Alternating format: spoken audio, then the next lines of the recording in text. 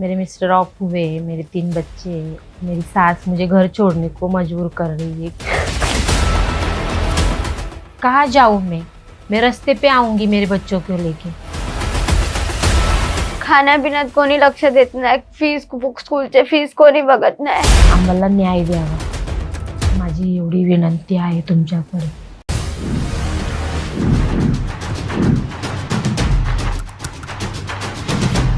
आज हम जो उनकी बच्ची है उनसे हम जानते हैं कि उनके साथ में क्या जो अन्याय हो रहा है। जो बच्ची से पूछेंगे जो बहुत ही मासूम है, आज उनसे हम जानेंगे कि उनके वाकई में उनके साथ में क्या हुआ है। बेटा आपका नाम क्या है? कार्तिका नितिन अंकुश। कार्तिका, आप मुझे बताओ कि आपकी मम्मी को और आपको कैसे परेशान करते हैं आपके जो दादी हैं?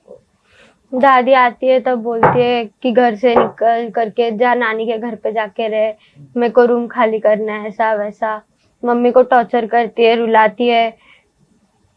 तो आपको भी परेशान करती हैं, आपको भी बोलती हैं बाहर निकलो?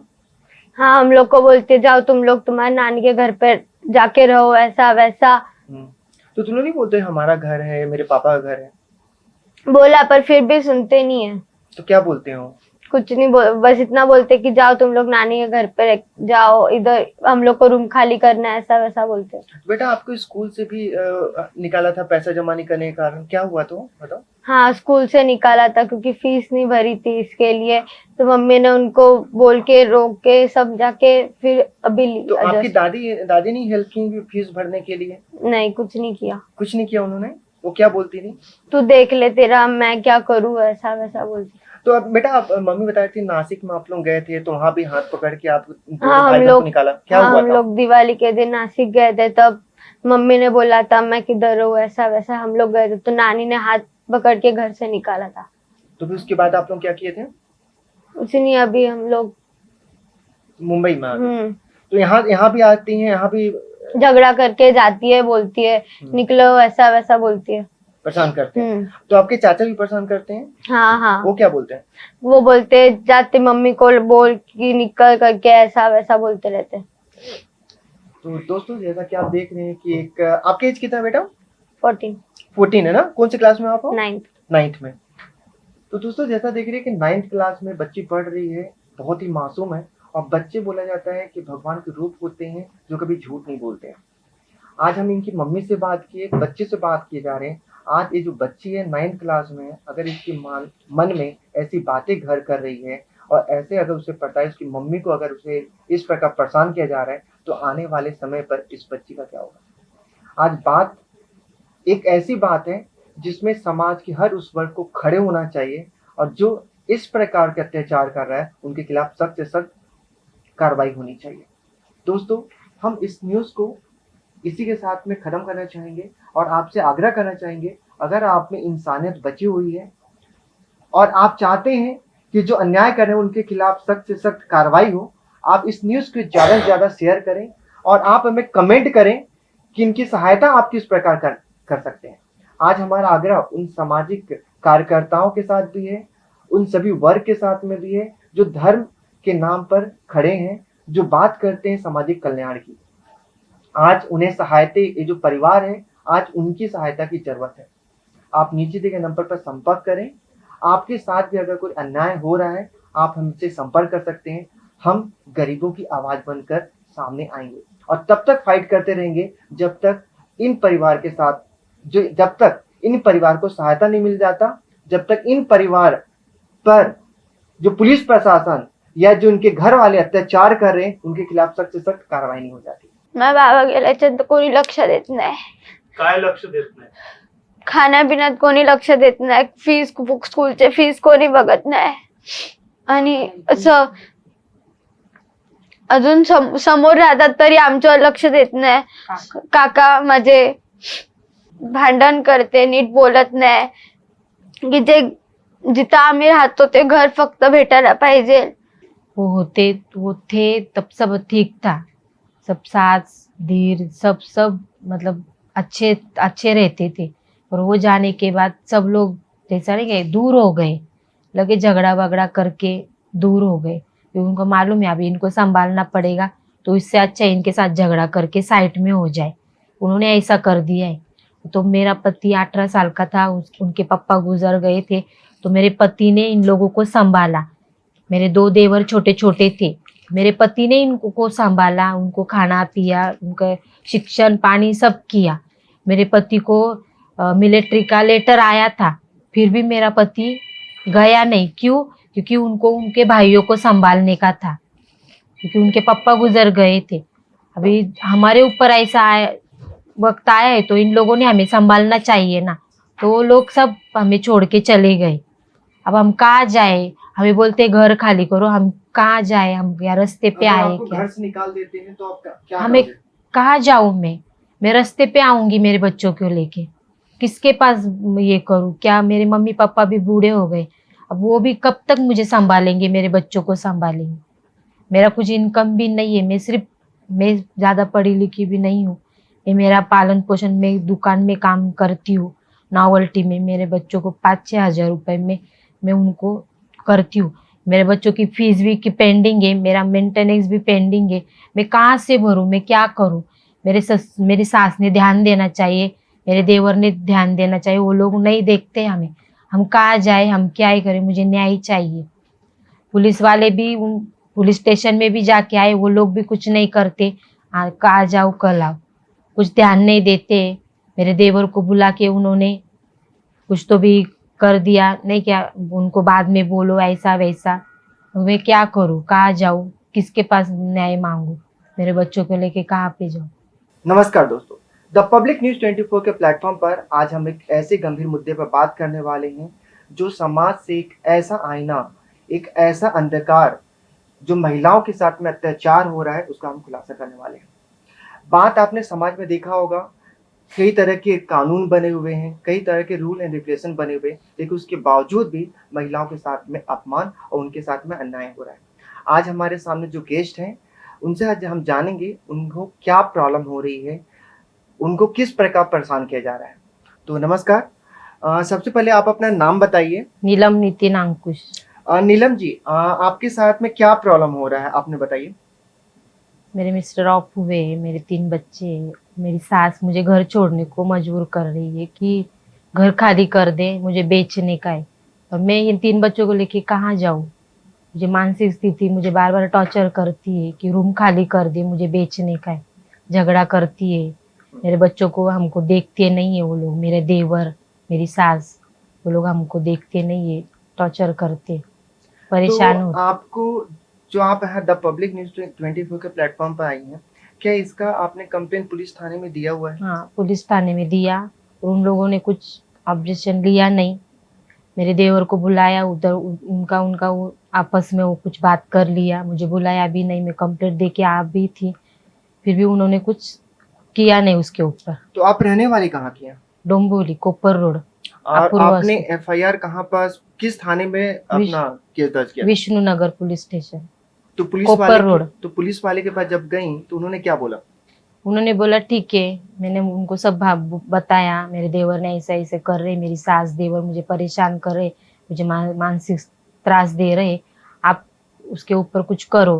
तो पुलिस वाले ने बोला ठीक है, मैं आपके देवर को बुला लेता हूँ इधर, क्या है कुछ नहीं, सोल्यूशन निकाल। और मेरा देवर को बुलाया भी, परस्पर कुछ उनकी बात हुई, मुझे बुलाया नहीं। तो आपको क्यों लगा कि पुलिस आपकी सहायता क्यों नहीं कर रही है? इसके पीछे कारण क्या लग रहा है? मुझे लगता है वो लोग पैसे भी से देकर पुलिस वाले को, वो वैसे भी वो तो बोलते ही हमारे जेब में रहती है पुलिस।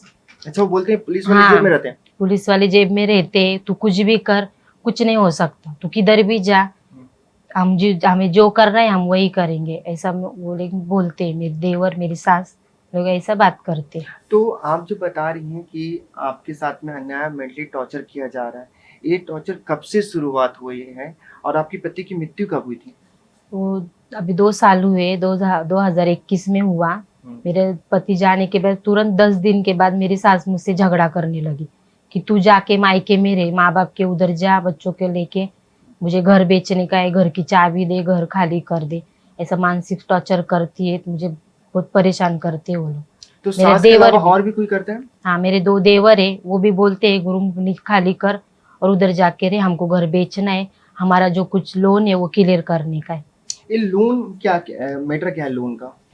ये तीनों ने मतलब दो हमारे घर है, वो दोनों घर मेरी सास के नाम पे है।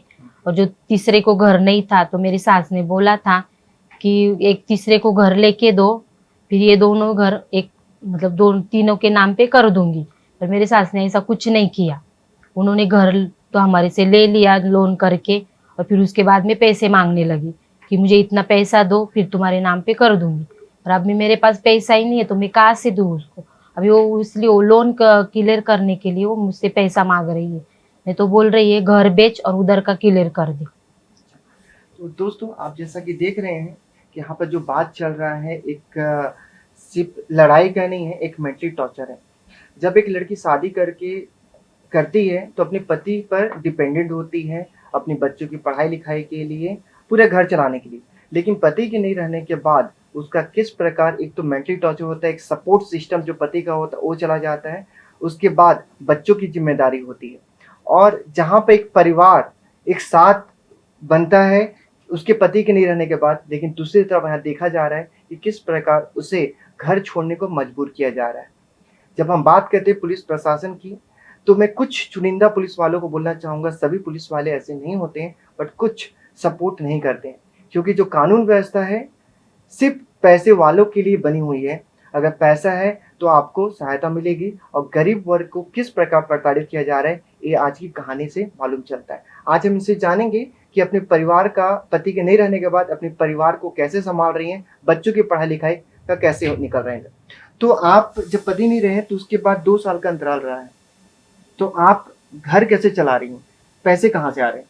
उसने मैं धुना भांडे के काम करती हूँ, मेरे बच्चों को संभाल रही हूँ। वो लोग हमको फोन भी करते नहीं है, हमें पूछते भी नहीं है, कुछ नहीं करते। ऐसा मैं पालन पोषण मेरे बच्चों का कर रही हूँ। कितने बच्चे हैं मेरे आपके? बच्चों को स्कूल से में एग्जाम था, उनको एग्जाम में भी नहीं बिठा रहे थे क्योंकि फी भरा नहीं है। तो और कौन मेरा से स्कूल है? Guardian school. प्राइवेट है? हाँ प्राइवेट है। तो आपके जब पति नहीं रहे तो आपके बच्चों को स्कूल से निकाल दिया गया पैसे हाँ। निकालने? निकाल दिया गया, फिर फी भरो फिर परीक्षा में बिठाएंगे, ऐसा बोल रहे हैं वो लोग। तो अभी आपके बच्चे स्कूल जा रहे हैं कि नहीं? अभी तो उनको हाथ पैर जोड़ के टीचर लोगों के अभी भेजा उनको कैसे तो भी करके। और पैसा आपके घर कैसे चल रहा है? क्या आप अभी जो काम कर रहे हैं उससे घर चल जा रहा है? नहीं चलता है, फिर भी कुछ तो भी ऐसा चल रहा है गुजारा कैसे तो भी। तो ये सास जो आपको बोल रहे हैं, सास और ननद की बात कर रहे हो या देवर सास की बात? देवर ननद नहीं। देवर, हाँ, राइट, देवर। सास और देवर का। तो ये कब कब आपसे लड़ाई करने आते हैं? क्या डेली यहीं आके लड़ाई करते हैं या आपको फोन करके भी परेशान करते हैं? हाँ फोन करके भी बोलते हैं, मैं भी कभी करती हूँ कि देखो आप हमारी तरफ ध्यान दो, तो वो बोलते तुझे जो करना है वो कर, हमारे हम कुछ नहीं कर सकते, तू सिर्फ घर खाली कर दे फिर हम देखेंगे क्या करने का है। हमको रूम बेचने का है और तू तेरे माँ बाप के यहाँ चली जा, उधर रहे, मुझे घर बेचने का है बस, बाकी कुछ नहीं बोलते वो लोग। तुझे जो करना है वो कर। हमारे पास बच्चों को भी लेके दिवाली में भी मैं सास के पास गई बच्चों को लेके, तो उन्होंने मेरे बच्चों को और मुझे हाथ पकड़ के बाहर निकाल दिया। जो बाहर घर निकाल मेरे दिया? पति ने लिया है नासिक में, उस घर से बाहर निकाल दिया उन्होंने कि यहाँ नहीं रहने का, उधर जाके रह किधर भी। और इधर भी रहती हूँ तो इधर भी बोल रही आपसे भी निकल जा। मैं कहाँ जाऊँ मेरे बच्चों को लेके, मुझे मानसिक त्रास हो रहा है, तो मैं खुद मर जाऊंगी, आत्महत्या कर लूंगी, इतना मुझे परेशान किया उन लोग। तो नीलम जी आप मुझे एक बात बताइएगा कि आप अभी जैसा बता रहे कि आपके पति के नहीं रहने के बाद एक अच्छा खासा अंतराल गया है, 2 साल का है, तो इस 2 साल के अंतराल में आप बच्चों को कैसे संभाल रही हैं, घर खर्च कैसे निकाल रही हैं, इसमें सहायता कौन कर रहा है आपको? सहायता में मेरे माँ बाप कर रहे हैं। मेरे माँ बाप अभी है तब तक वो करेंगे, अभी वो नहीं रहेंगे तो मैं क्या करूँगी, किसके पास जाऊँगी। सास और देवर तो कोई देखता नहीं है, ध्यान भी नहीं देता है। अभी फिलहाल मेरी मम्मी पापा करते हैं जितना उनसे होता है उतना, और मैं भी थोड़ा सा धुने भांडे का काम करके मेरे बच्चों को संभाल रही हूँ। तो जैसा कि आप एक समाज से भी वर्क करती हैं, तो जो आसपास में समाज नगर भी सेवक कोई- होते हैं, कोई कुछ पॉलिटिशियन नहीं। होते हैं, कोई साथ दे रहा है? नहीं, कोई भी साथ दे रहा नहीं है। मैं विष्णुनगर पुलिस थाने में भी गई थी, उन्होंने वहाँ लेटर भी लेके गई थी, उन्होंने मेरा लेटर भी एक्सपर्ट नहीं किया, और मेरे देवर को बुला के कुछ तो भी पैसा लिया या कुछ किया पता नहीं, और उन्होंने मुझे बुलाया भी नहीं दोबारा वहाँ पे, बोले बाद में देखेंगे बाद में देखेंगे। तो आप हमारे चैनल के माध्यम से क्या सहायता चाहते हो कि जो आपको अन्याय हो रहा है, तो आपके लिए समस्या का समाधान क्या होगा? मुझे मेरा पति का जो घर है मेरे पति के घर में से मुझे निकाल रहे हैं, तो मुझे ना सहायता करो।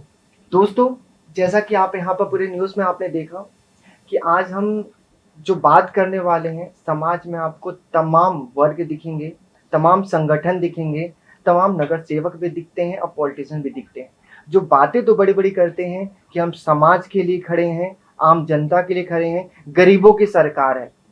लेकिन इस गरीबों की सरकार पर कितना भरोसा एक आम जनता को है, ये आप इस चैनल के माध्यम से देख सकते हैं। जहाँ एक महिला है, जहाँ महिला सम्मान की हम बात करते हैं, एक वर्ग की बात करते हैं कि उनको उठाया जा रहा है, उन्हें संभाला जा रहा है, लेकिन किस तरीके से उन्हें संभाला जा रहा है ये तो आपके सामने है।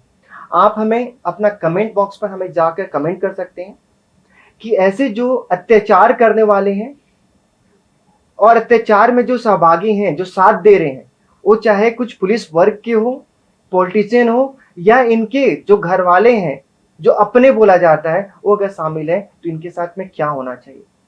हम अपने चैनल के माध्यम से महाराष्ट्र शासन को, पुलिस प्रशासन से यह आह्वान करेंगे कि इस मामले को ध्यानपूर्वक लें, इनकी बात सुने, और जो दोषी पक्ष है वो चाहे कोई भी हो, उनको उनके खिलाफ सख्त से सख्त कार्रवाई की जाए।